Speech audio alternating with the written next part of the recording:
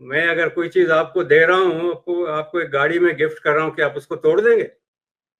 समझे ना? तो ये इनका झूठ झूठ के बुनियाद पे ये मुल्क बना है, झूठ के बुनियाद पे चला रहे हैं। और ये मुल्क अब जो है कंगाल हो चुका है।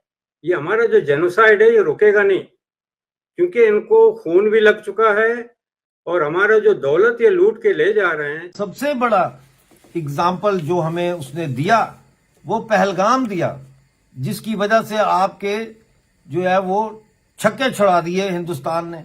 चाइना के साथ मिलके अब नया पार्टनर इनका जो है वो कनाडा बन गया, हमारा सोना लूट के ले जाने वाला। खतरात टल गए हैं क्या? हम सिर्फ ये जश्न में पड़ जाएं और अपनी आंखें बंद कर लें? ऐसा कुछ नहीं दिखाई देता। उसकी वजह यह है कि 2-3 जगह पर ये चीज मेंशन हो चुकी है, ऐसी इंडिकेशंस हैं कि इंडिया की तरफ से अभी फर्दर भी कोई अटैक किया जा सकता है।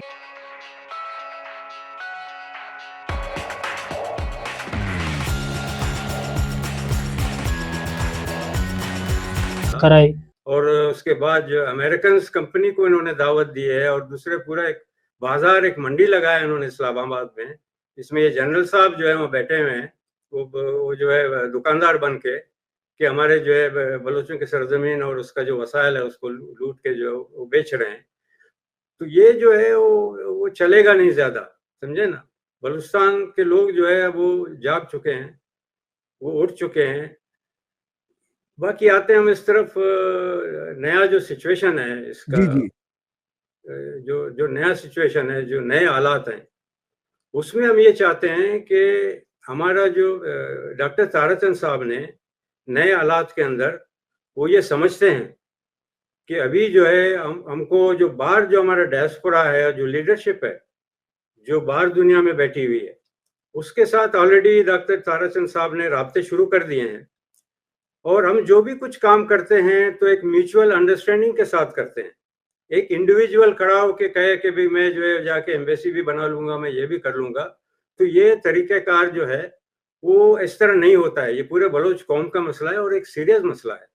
इसमें हम चाहते हैं कोई भी इस तरह का फैसला हो तो उस फैसले के अंदर जो बाहर लीडरशिप बैठी है, जो जो जो बड़े बड़े नाम है हमारे पास, यूरोप के अंदर हैं, अमेरिका में हैं, और जगहों पे जो है बैठे हुए हैं, इंग्लैंड के अंदर हैं, तो वो सब मिल के बैठ के एक फैसला करेंगे कि आज के नए हालात में हमने कौन सा स्टेप उठाना है जिसमें दुनिया जो है हमको एक्सेप्ट भी करे, रिकग्नाइज भी करे, और एक सही जो तरीक़ेकार होता है यूनाइटेड नेशन के चार्टर के हिसाब से और दूसरे जो हवालों से। तो हमारे पास ऐसा नहीं है कि हमारे पास कोई कहत है, हमारे पास लीडरशिप नहीं है और लोग नहीं है।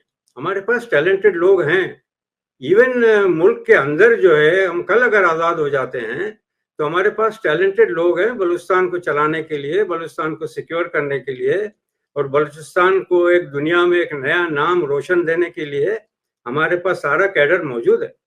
कुछ हम र्यूमर सुन रहे हैं कि कोई एक दो लोग ऐसे ही बात कर रहे हैं कि शायद वो बलूचिस्तान को इंडिपेंडेंस की तरफ लेके जा रहे हैं। वो कोई ऑथराइज्ड लोग नहीं है, असल लीडर आप लोग हैं और जनता के साथ जुड़े हुए हैं, और ना इस तरह अगला स्टेप चलेगा। जो मेरा आपसे बुनियादी सवाल था कि रेफरेंडम का आपने खत लिखा, आपने बहुत अच्छे अंदाज से बताया कि अगला उसका स्टेप ये है कि दुनिया की हुकूमतों को रियलाइज करवाया जाए, और अगर कहीं पे गवर्नमेंट इन एग्जाइल वाली शक्ल बनती है तो उसका भी एक प्रोसेस है। तो वो प्रोसेस क्या हो सकता है, जरा इसकी वजाहत कीजिए।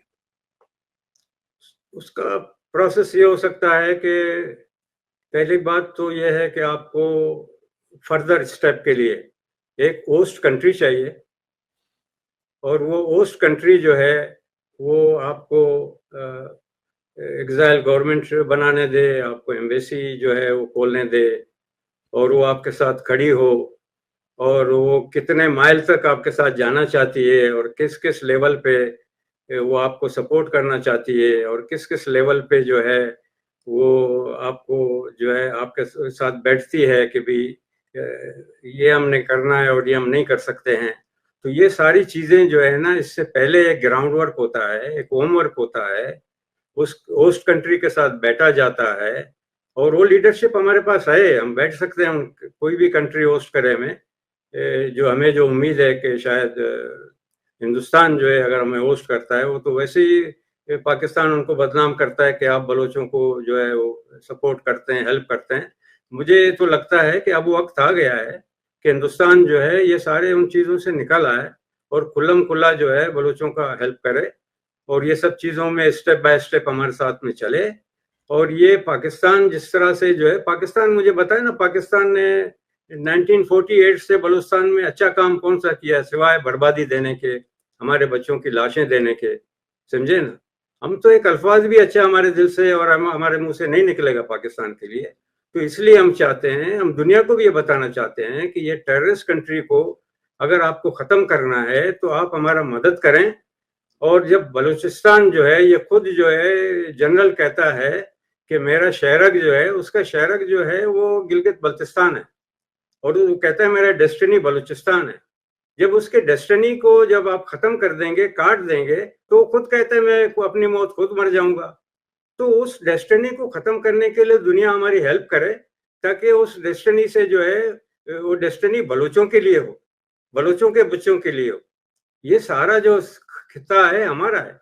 पाकिस्तान का जो है आर्मी है ये गैरकानूनी तौर पे अपने जूते लेके हमारे सरजमीन पे हमारे बच्चों को मार रही है, हमारे लीडरों को जो कैद कर रही है। आप देखें मारंग बलोच वहाँ के जो हाई कोर्ट है उनको शर्म भी नहीं आती है, को एक जो है केस का फैसला भी नहीं दे सकते हैं। कितने मजबूर हैं, कितना कंट्रोल है उधर आर्मी का। तो ये कंट्रोल को निकलना चाहिए। अगर कोई लीडरशिप है जो जमीन पे बैठी है वो मारंग बलोच है, सरदार अख्तर जान मेंगल हैं और हमारे बहुत सारे जो दोस्त हैं जो पॉलिटिकल फील्ड में काम कर रहे हैं।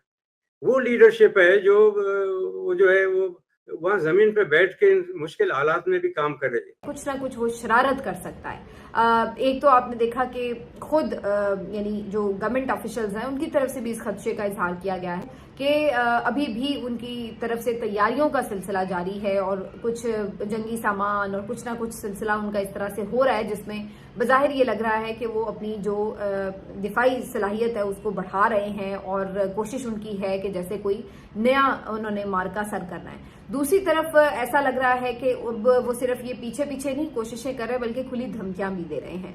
उनके वजीर खारजा ने भी ये बात की है, उनके और जो मतलब रेलिवेंट ऑफिशियल हुकाम है उनकी तरफ से भी धमकियां लगाई जा रही हैं और उन्होंने ये तक कहा है कि ऑपरेशन सिंदूर अभी खत्म नहीं हुआ, बल्कि उन्होंने कहा कि ये सिर्फ एक ट्रेलर था, जरूरत पड़ी तो पूरी फिल्म भी चलाएंगे।